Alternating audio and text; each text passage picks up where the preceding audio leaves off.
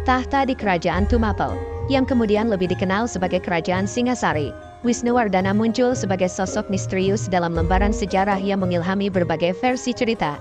Meskipun tanggal kelahirannya masih menyelimuti misteri, catatan-catatan sejarah menunjukkan bahwa kehidupannya mencapai puncaknya sebelum menghilang dari panggung dunia pada sekitar tahun 1268 Masehi.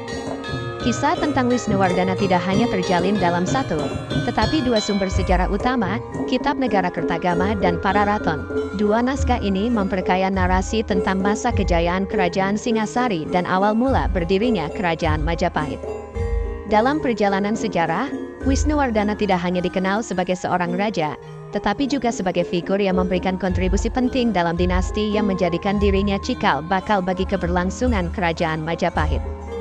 Dia adalah ayah dari Kertajaya, raja terakhir Singasari, sekaligus kakek dari Raden Wijaya, yang kemudian menjadi pendiri Kerajaan Majapahit.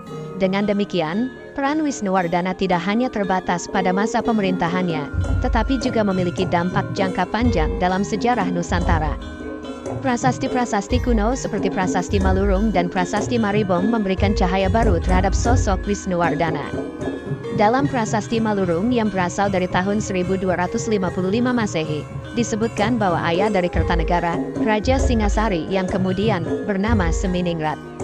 Nama ini juga muncul dalam Prasasti Maribong yang berusia sekitar tahun 1248 Masehi, dan diperkirakan bahwa Seminingrat adalah nama asli dari Wisnuwardana, gelar resminya. Seperti yang tercatat dalam Prasasti Maribong, adalah Sri Jaya Wisnuwardana Sang Mapanji Seminingrat Sri Sakala Kalana Kulama Dumardana Kamalaksana. Gelar ini mencerminkan kebesaran serta keagungan yang melekat pada sosok Wisnuwardana selama masa pemerintahannya yang berlangsung antara tahun 1248 hingga 1268 Masehi. Namun, meskipun memiliki catatan resmi seperti Prasasti Maribong, Kitab Negara Kertagama tidak menyebutkan nama asli dari Wisnuwardana. Sebaliknya, Pararaton menyebutnya dengan nama Ranggawuni, menambahkan lapisan misteri dalam penggambaran sosok ini dalam literatur sejarah. Dengan begitu, Wisnuwardana tidak hanya merupakan raja pada masanya, tetapi juga tokoh yang menentukan jalannya sejarah Nusantara, menjadi batu pijakan bagi keberlangsungan dinasti yang memerintah setelahnya. Meskipun Negara Kertagama dan Pararaton menggambarkan kehidupan Wisnuwardana dengan sudut pandang yang berbeda, keduanya setuju bahwa Wisnuwardana adalah putra Anusapati, keturunan dari Tunggul Ametum dan Ken Dedes, sebuah warisan kebangsawanan yang menghidupkan kembali kekuatan dan intrik dalam lingkaran kerajaan. Kisah tragis dimulai ketika Anusapati naik tahta di Tumapel pada tahun 1249, hanya untuk dihentikan secara mendadak oleh tangan pembunuh Tojaya, anak Ken Arok dengan Ken Umang. Selir kerajaan, Anusapati meninggalkan warisan berupa putra, Ranggawuni atau Wisnuwardana, yang menyaksikan kekuasaan jatuh ke tangan Tojaya, penguasa baru Tumapel. Namun, kekuasaan seringkali menjadi panggung untuk intrik dan pengkhianatan.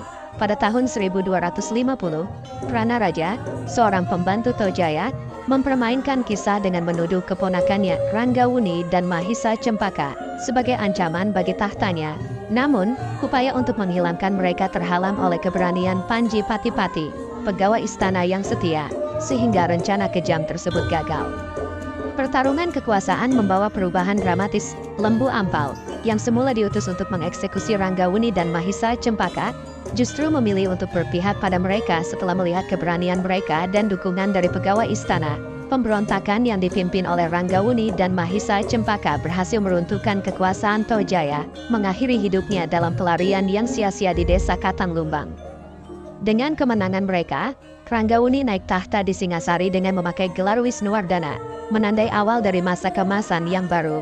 Sementara Mahisa Cempaka, dengan keberanian dan warisan darah Ken Arok, menjadi Ratu Angnabaya dengan gelar Narasihamurti, membawa kekuasaan dan keberanian dalam gelar yang diwariskan dari para pendahulunya. Dalam gelombang intrik dan pengkhianatan, kekuasaan seringkali mengalami perubahan tak terduga. Namun ketabahan dan loyalitas tetap menjadi pilar yang kokoh bagi mereka yang memegang kendali.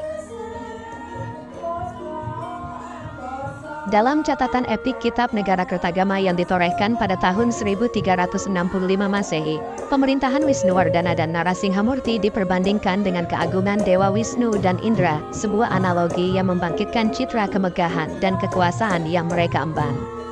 Namun, jalan menuju tahta tidak selalu lurus dan jelas. Wisnuwardana, berbeda dengan Narasimhamurti, menapaki tahtanya dengan menggantikan Anusapati pada tahun 1248 Masehi, bukan menggantikan Tojaya, sebagaimana yang disebutkan dalam kitab Negara Kertagama.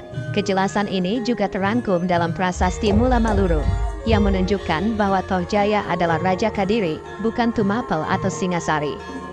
Pena sejarah semakin meneguhkan naiknya Wisnuwardana ke puncak kekuasaan pada tahun 1248 Masehi, sebagaimana tercermin dalam prasasti Maribong. Dengan langkah mantap, Wisnuwardana meresmikan Singhasari sebagai ibu kota kerajaan Tumapel, menggantikan Kutaraja yang telah mengenakan mahkota sebelumnya. Keputusan yang tak kalah penting adalah penobatan putranya, Kertanegara, sebagai Raja Singhasari pada tahun 1254 Masehi. Tindakan ini tidak hanya mengukuhkan dinasti, tetapi juga menciptakan pondasi bagi masa depan kekaisaran. Tidak kurang hebatnya, Kitab Negara Kertagama dan Pararaton sama-sama mencatat perlawanan sengit Wisnuwardana terhadap pemberontakan Linggapati di Mahibit sekitar tahun 1252 Masehi. Kegigihan dan keberanian raja dalam menumpas pemberontakan ini memberikan landasan yang kuat bagi kestabilan kerajaan. Namun, takdir tidak pernah memihak siapapun dari panggilan kematian. Wisnuwardana menutup mata pada awal tahun 1270-an, meninggalkan legenda dan warisan yang langgeng. Penghormatan atas jasanya terpampang dalam ritual khusus. Di Waleri, ia dicandikan sebagai Siwa, sedangkan di Jajagu, sebagai Buddha, perpaduan spiritualitas yang mencerminkan kedalaman jiwa dan kebijaksanaan sang raja dalam menjalani kehidupan dan kepemimpinannya. Dendam telah terbalaskan, dan Ranggawuni, putra Anusapati keturunan dari Tunggul Ametum dan Ken Dedes, bangkit sebagai Raja Singhasari, mengukir namanya dalam sejarah Nusantara. Ketika pertempuran mencapai puncaknya, Tojaya, yang sebelumnya merenggut nyawa Anusapati, harus menanggung akibat dari luka-luka parah yang dialaminya. Dalam pelariannya yang putus asa, dia menyerap napas terakhir di desa yang tak dikenal, Katang Lumbang, tempat yang rahasianya masih tersembunyi hingga kini.